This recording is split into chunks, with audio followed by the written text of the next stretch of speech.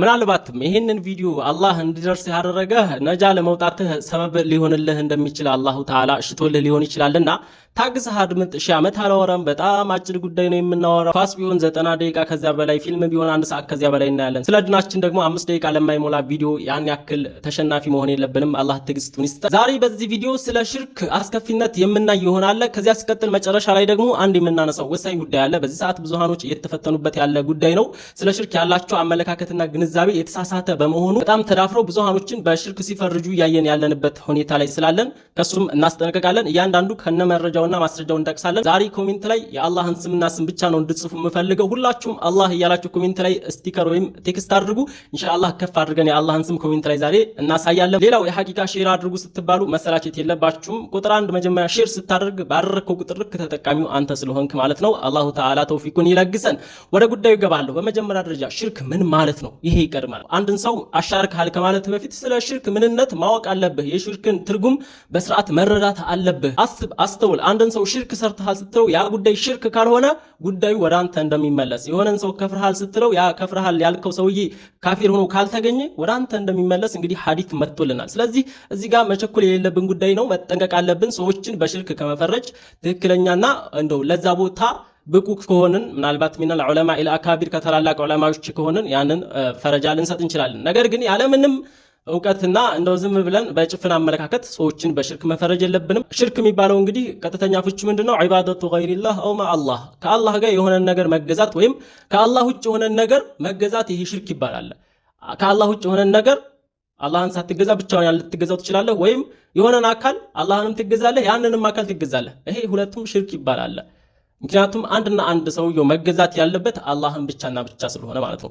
መገዛት ሲባል ደግሞ ያው የዒባዳን ትርጉም ማወቅ አለብን። አንድን ሰው ስለተናነስክለት ብቻ ተገዛው ማለት እንዳልሆነ ሊታወቅ ይገባል። ሙዓዝ ኢብኑ ጀበል ከሻም በመጣ ጊዜ ለነቢያችን አለይሂ ሰላቱ ወሰላም እኮ ሱጁድ ወርዶ ነበር አይደለ? ከዚያ ነብዩ ቀጥ እንዲል ካደረጉት በኋላ ለምንድን ይሄን እንዳደረገ ሲጠይቁት እኔ እዛ ሀገር ያለሁኝ ሰዎች ለቄሶቻቸው ለጳጳሶቻቸው እንደዚህ ሱጁድ ሲያደርጉ አይቻለሁኝና አንተ ደግሞ ከዚህ የበለጠ ይገባሃልና ነው አላቸው ነብዩን። ከዚያ ላተፈዓል ነው ያሉት። ይሄን አታድርግ፣ ምክንያቱም ለክብርም ቢሆን ሱጁድ ማድረግ አይቻልም። አሽረክተ ወይም ከፈርታል አላሉትም። አሽርካል ወይም ከፍርሃል አላሉትም። ማለትም ያንን ነገር ያደረገው ሙዓዝ ኢብኑ ጀበል ለክብራቸው ለልቅናቸው ብሎ ነው። አምልኮት ወይም ኢባዳማ ከሆነ ሱጁድ ማድረግ የማይጠበቅበትም። በማሰቡ በማመኑ ብቻ ከአላህ ውጭ የሆነ ነገር መገዛት ይገባዋል ብሎ ያመነበት ነገር ካለ ይሄ በቀጥታ ከእስልምና ያስወጣዋል። ሱጁድ እስካደርግ አይጠበቅም። ስለዚህ አሁን በአጭሩ ላስረዳቸው የፈለኩት ምንድነው፣ ሽርክ የሚባለው ነገር እጅግ በጣም ትልቅ ግዙፍ ወንጀል ነው። ይህንን ለሰራው ሰውዬ አላሁ ተዓላ ወንጀሉን የማይምርለት የሆነ ወንጀል ነው። ሽርክ የማይማር ወንጀል ነው። ከዚህም አላህ ምን ይላል በቁርአን? ኢነላሃ ላ የግፊሩ አን ዩሽረከ ቢህ፣ አላሁ ተዓላ በሱ ማጋራትን አይምርም ይላል።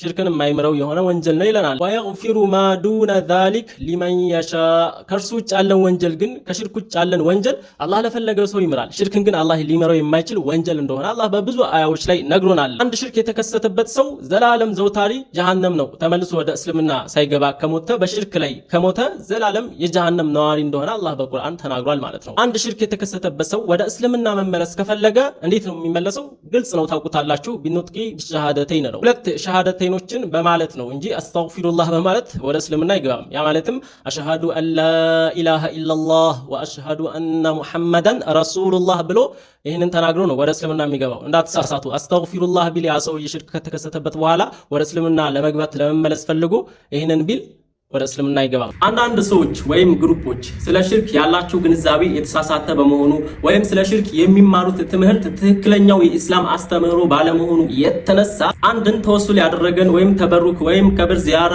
ወይም ኢስቲጋሳ ኢስቲዓና ይህንን ያደረገን አንድን ሙስሊም አሽረክተ ቢላህ ወይም አሻርከሃለ ሲሉ ደፍረው ሲናገሩ ይስተዋላል። ይህንን ማለታቸው ቀላል ነገር አይደለም። ይህ ለራሱ በራሱ አንድ ትልቅ ፈተና ስለሆነ ወንድም እህቶች ሆይ በጭፍን መመራቱ ይቅርብንና በቀና አስተሳሰብ በበጎ መንፈስ እውነት ሐቅ የት እንዳለ ልንፈልግና ልንጥር ይገባል። እንደው በጭፍን ወይም በስም ማጥፋት ብቻ መመራት መነዳት የለብንም። ተወሱል ምን ማለት ነው? አጠር አድርገን ከነማስረጃው እንይ። ተወሱል ማለት የአንድ ነብይ ወይም ወልይ ስም በመጥቀስ የሱን ስም በመጥራት ከአላህ ዘንድ ላላቸው ክብር ላላቸው ደረጃ በዚያ ተጠግተን ማለት ነው አላህን የምንጠይቅበት አንዱ መንገድ ነው። ለምሳሌ እንዲገባችሁ ያ አላህ በነብዩ መሐመድ ይሁንብህ ይህንን ሀጃዬን አውጣልኝ፣ ይህ ተወሱል ይባላል። አላህን በነብዩ አድርገን መጠየቅ ማለት ነው። የሚጠየቀው አላህ ነው፣ ነብዩን አይደለም እየተጠየቀ ያለው፣ አላህ ነው እየተጠየቀ ያለው። ነብያችንን ደግሞ የጠቀስነው ከኔ የተሻለ ልቅናና ክብር ከአላህ ዘንድ ያላቸው ስለሆኑ በዚያ ተንተርሰህ አላህን እየጠየቅ ነው፣ ለሐጃህ አስፈላጊነት ማለት ነው። የሱሐበቶች ስራ ነው።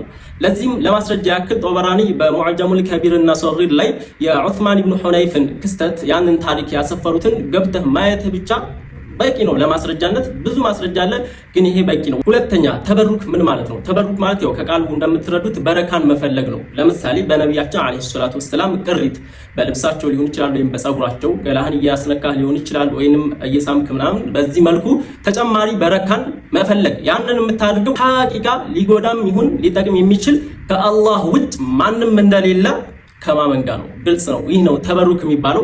ለዚህ ማስረጃ የረሱሉ ሰለላሁ ዐለይሂ ወሰለም ድርጊት ነው። ጸጉራቸውን ሐጀተል ወዳዕ ላይ ከተላጩ በኋላ ለሱሐበቶች ማከፋፈላቸው ለተበሩክ ማስረጃ ይሆናል። ምክንያቱም ነብዩ ጸጉራቸውን ተላጭተው ያከፋፈሉት ሱሐበቶች እንዲመገቡት ወይም እንዲበሉት መቼም እንዳልሆነ ይታወቃል። አንድና አንድ ተበሩክ እንዲያደርጉትና ለነሱ ተዝኪራ ሆኖ እንዲቆይላቸው ከመሻት አንጻር ነው ማለት ነው። ወደ ኢስቲጋሳና ኢስቲዓና እንሂድ። ኢስቲጋሳና ኢስቲዓና ተቀራራቢ ፍች ነው ያላቸው። ሁለቶችም እርዳታን ወይም እገዛን መከጀል ወይም መፈለግ ነው። ከአንድ ነብይ ሊሆን ይችላል ወይም ከአንድ ወሊ ከአንድ ደግ የአላህ ባሪያ ማለት ነው። ይሄስ እንዴት ነው ይቻላል? ምንም ጥያቄ የለውም። በጣም ብዙ ሐዲሶች አሉ።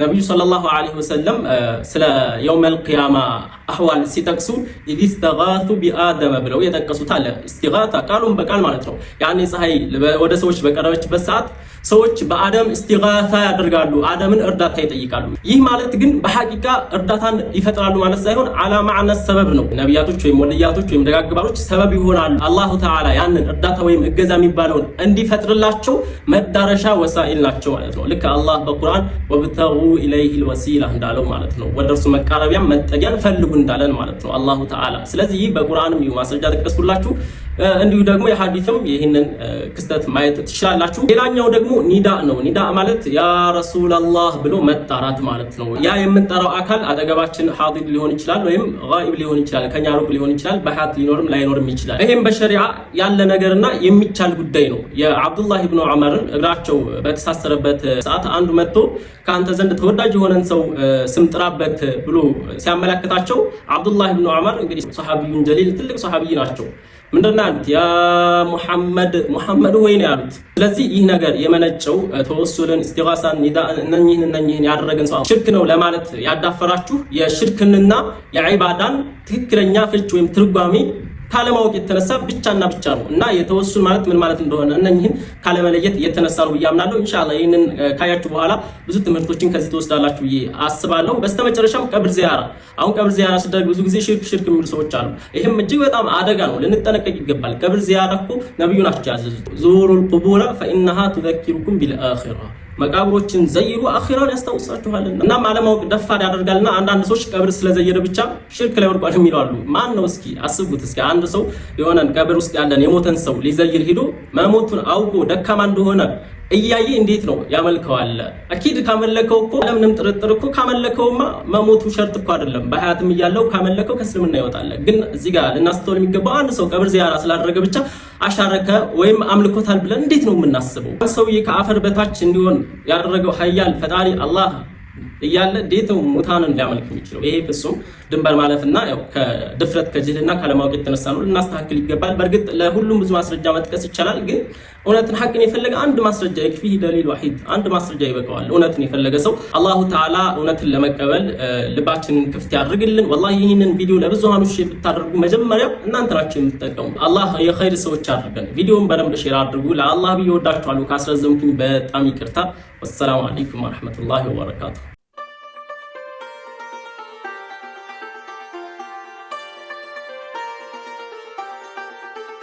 ዙመር ኦንላይን የቁርአን ማዕከል ከአፍ መፍታት እስከ ምትከት። ዙመር ኢስላሚክ ሚዲያ